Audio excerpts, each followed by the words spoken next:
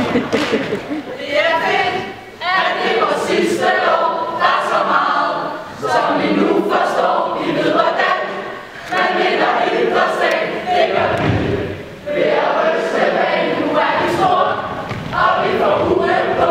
Og selvfølgelig er det ikke blå, den er rød. Og derfor siger vi, at det er noget, vi godt kan lide. Det er ikke så svært at være så lidt til. Vi kan blive, hvad vi vil. Og så tælle til 3, og så får vi alt, hvad vi vil have. Vores